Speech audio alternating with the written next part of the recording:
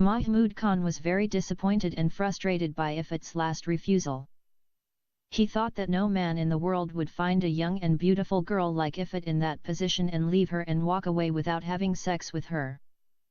Rape was steadily becoming his last option. He decided to give her one more chance.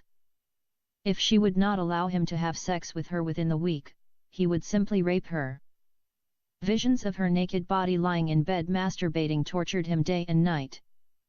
He could not think of anything else except her body. It was not the easiest of times for a man used to having women fawn all over him and giving in to all his requests. Mahmud Khan decided to blackmail Iffat Khan in a way that he would make her to come in her knees and beg him to spare her life.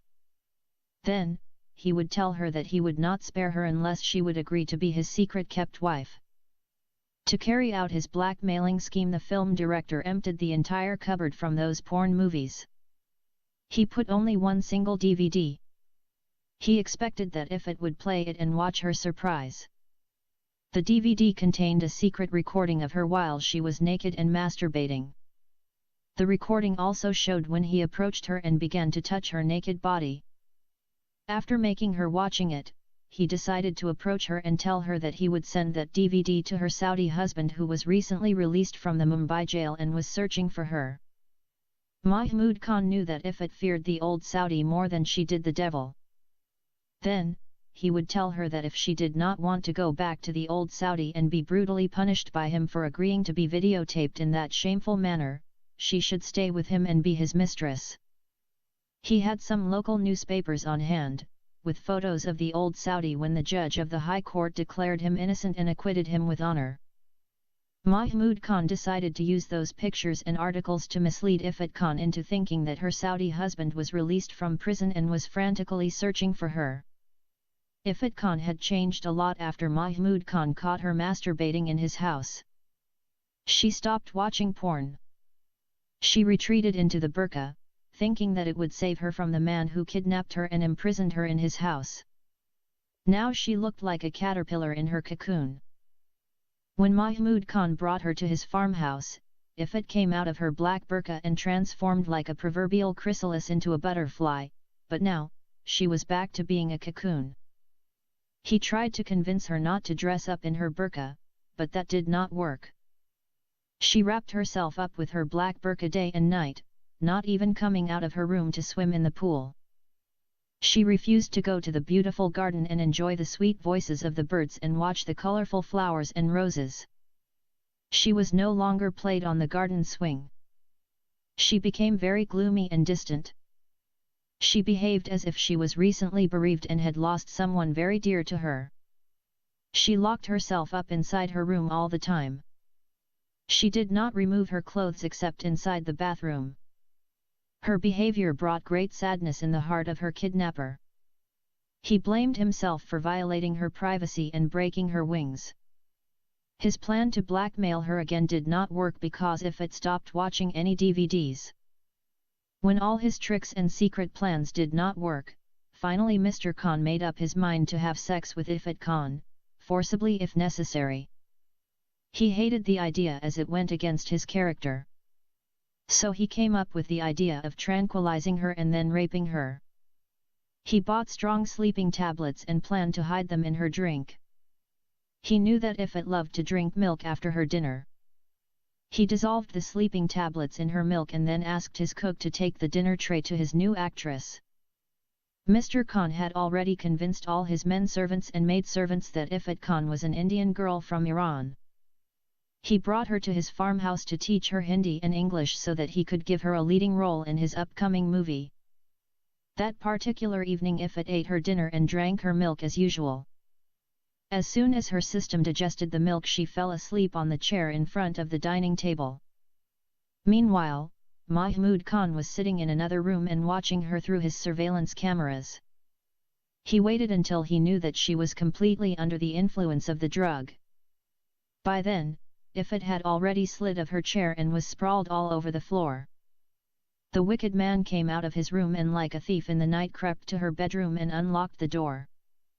When he entered her bedroom, he found her lying unconscious on the floor. He took hold of her black veil and uncovered her face. Her face looked like the face of an innocent child who fell asleep on the floor and needed her loving mother to come and carry her and put her on her bed. Mahmud Khan bent over her body and lifted her, carrying her to the huge bed and laying her in it. Beside himself with joy and expectation, he sat beside her body and began to look at her face. Her closed eyes deprived her face of its half-marvelous beauty. Nevertheless, he bent over her and kissed her on the lips. He found her lips lifeless and very cold. He stopped kissing her lips and started to touch her breasts. He uncovered her breasts and began to caress and fondle her nipples. He found her breasts cold and lifeless too. Not too concerned, he began to undress her. He stripped off her offensive black burqa. Then, he removed her salwar kameez. After that, he began to remove her inner clothes piece by piece until she lay bare. Mahmud Khan began to explore her naked body and feel it everywhere. He found her unconscious body to be lifeless and cold. There was no response to his lustful touches. He felt as if he was trying to arouse a corpse. He lost his mood and regretted putting her to sleep. He initially thought that he was going to enjoy himself, but what he wanted was the girl he had seen on his camera, aroused and masturbating, deep in the throes of sexual pleasure. Mahmud felt as if he had dug a body out of its grave and tried to rape it. He simply could not sleep with Ifit's unconscious body. He replaced back all her clothes and left her lying on the bed. Ifit remained under the effect of the strong sleeping tablets for very long time. When she woke up in the following morning, she was feeling drowsy and her head ached. Feeling nauseous, she forced her unwilling body to the washroom and vomited. Her digestive system had not digested her food and she began to tremble, sweating profusely. She lost her strength and fell on the floor. Her head hit the edge of the tub on the way down, and she bled on the floor. Ifat Khan almost died that day. Her fate was intervened by the cook who came to serve her breakfast. When she did not find Ifat on her bed, she correctly assumed that she was in the washroom. She placed the tray on the table and knocked on the door of the washroom. She wanted to tell Ifat that she had brought her breakfast and that she must come and have it before it got cold. When Ifat did not respond to her calling, she pushed the door of the washroom. She was so frightened when she saw Ifat lying on the floor and her face was covered with blood. She thought that the new film actress had committed suicide. Too scared to touch her, she ran to her employer and babbled the news to him. Mahmud Khan asked the cook summon his personal doctor and ask him to come to the bedroom of his new film actress. After that he ran to Ifat's bedroom and tended to her while waiting for his private doctor. Mr. Khan obviously did not tell his private doctor what he had hidden in Ifat's milk the previous night. He said that she most probably had food poisoning. Nonetheless, the doctor knew that Ifat had a serious illness caused by something entering her system and preventing her digestive system to function properly. The doctor stemmed Ifat's bleeding and revived her. Then, he prescribed for her some antibiotics and strongly advised Ifat to remain in bed until she was fully recovered. Mahmud Khan did not like how the situation was turning out. Not only had he failed to win her love, he had also made her distrustful of him. Given his need to have her aroused and responding during sex, he decided he would try another intoxicant, alcohol. He decided to liquor her up and then have sex with her. He waited for a few days until Ifat was fully recovered. He knew that she always drank juice after her breakfast. So, he slipped, in her morning juice, some extra strong Indian liquor called dara. Dara is similar to moonshine or hooch in North America. It was made by fermenting the mash of sugar cane juice and ground up pulp in large terracotta spherical containers. The fermented mash is distilled to near 90% alcohol or 180 proof. Good dara is comparable to vodka. Unfortunately, hundreds of villagers die each year from copper formaldehyde poisoning induced during distillation. Ifat ate her breakfast and drank her juice without realizing what it was. She never tasted alcohol before. Given the potency of dara, This first-time drinker got drunk almost immediately. Everything in front of her was moving. She felt like she was falling off her chair. She slumped to the floor and sat on it. She still could not control her body. She decided to go to the bed and sleep for some time. She thought that maybe she had once again contracted the same illness that caused her to bedridden for many days. She tried to stand on her feet, but she couldn't. She crept on her knees until she reached the bed. Her body responded to the drug and she felt only half conscious. She felt her body was stiff as a stone. She managed to force her body on the bed. She fell on her stomach. After that, she could not move a limb. While she was sleeping on her stomach, she felt someone came and sat near her. She felt his hands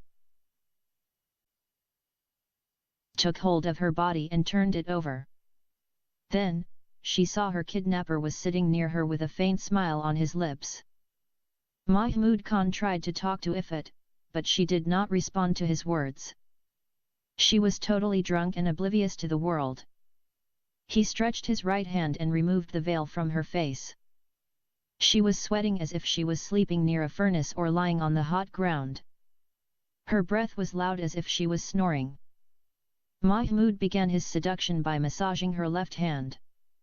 She did not stop him. His hand traveled on her arm and shoulder until it reached her left breast. He began to press her breast. She did not push his hand away. He bent over her face and began to kiss her lips. Her lips were so hot to him, almost as if he had kissed a frying pan. Her entire body was extremely hot. She wasn't sexually hot, but she was having very high fever. Nonetheless, Mahmud Khan stopped kissing her lips and began to remove her clothes. Ifat did not show any objection or response. Although she could see him still, she could not feel his hands touching her. Mahmud undressed the upper part of her body. After that, the evil man started to touch her fully exposed breasts and fondle them. He expected that she would respond to his touches.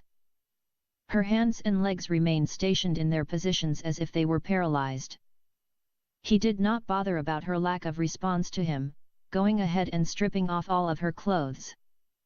She was lying on her back and every part of her body was exposed. The only thing that moved was her half-opened eyes. Mahmud began to touch her privates, but she did not try to stop him. He thought that she was enjoying his touches, but due to the strong effect of alcohol, she could not show any response. He went ahead and removed his clothes.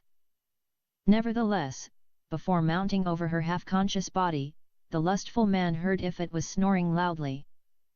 When he looked at her face, he saw that she was fast asleep. Her eyes were shut. Mahmud, disgusted with the turn of events, wondered if he had given her too much alcohol. Seething with anger, he stormed out of her room, leaving her naked on the bed. Patience has a limit and Mahmud Khan had just reached his. Giving up his soft methods of coercion, he steeled himself to rape his captive. He determined that as soon as she became sober he would go to her bedroom and rape her. So far, apart from the unlawful detention, there had been no rape or abuse. It was like the alleged prophet of God who decided not to rape a 6-year-old girl, but to tie her up until she reached 9 years of age. In the Quran, the man was allowed to do whatever he wanted with the woman except penetration. This was called in the Quran the Al-Lamam, Quran Surah Al-Najm 53, verse 32.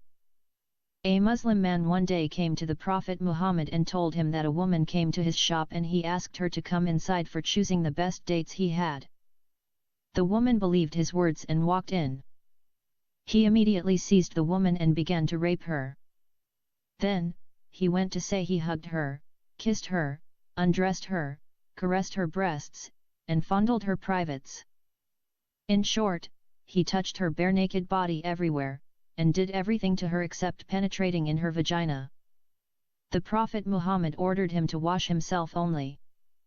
Therefore, in the Sharia law hugging, kissing, fondling, and touching of a woman everywhere by a man who wasn't her husband would not be considered adultery or fornication, and hence there was no punishment for them. Even anal sex is not adultery. The sexual act of adultery is defined by penile penetration of the female vagina. Wherefore, according to the Sharia law, Islamic law, whatever Mahmud Khan had done so far to Ifat Khan wasn't adultery or rape, and hence he has no punishment in Islam. His last attempt had failed miserably, and there was nothing to do but wait for her to recover from the effects of alcohol poisoning. While Mahmud Khan was waiting for Ifat Khan to awaken, he noticed her photo on the front pages of all the Mumbai newspapers.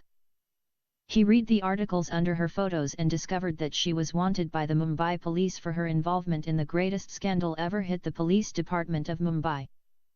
Moreover, he understood that he saved her by kidnapping her at the right time. If she were still living in the same hotel when the scandal wrecked the police department, she would have been behind bars by then. Although he was now her savior, Mahmud Khan decided to twist the situation and use it to blackmail Ifat Khan. Ifat had never been in a jail before. In her mind, the jail meant a place where bad people were brutally beaten up and tortured and finally got killed for their crimes. She remembered that her mother went to jail and never returned. Her Saudi husband told her that her mother was stoned to death for her bad deeds. When she became sober and her captors showed her the newspapers, which published her photo in their front pages, he frightened the hell out of her. She thought that he was going to hand her over to the police. She cried and begged him not to inform the Mumbai police about her hiding place. Mahmud Khan agreed to spare her life, but he put forth some conditions. He told her that if she did not want to go to jail, then she had to accept his conditions. Firstly, she should stop wearing her burqa and put on modern clothes. Secondly, she should allow him to have sex with her anytime and any way he would love to do it. Thirdly, she should be his kept wife and stay with him in his beautiful house forever. Ifat Khan, out of the fear for her life, agreed to fulfill the conditions of her evil captor. Then, and only then, she allowed him to abuse her body. While he was doing sex with her for the first time, she felt like the person who was undergoing painful surgery without anesthesia. She concluded a beast would not torture her as he did to her. She hated him with passion and understood that he was not less cruel than her evil Saudi captor. Her two evil masters had many things in common, even their religion and names. She just switched hands from Ahmed to Mahmud, and from Mahound to Mahound, to be continued in Book 2, under the title Miss World and the Rage of Muslims.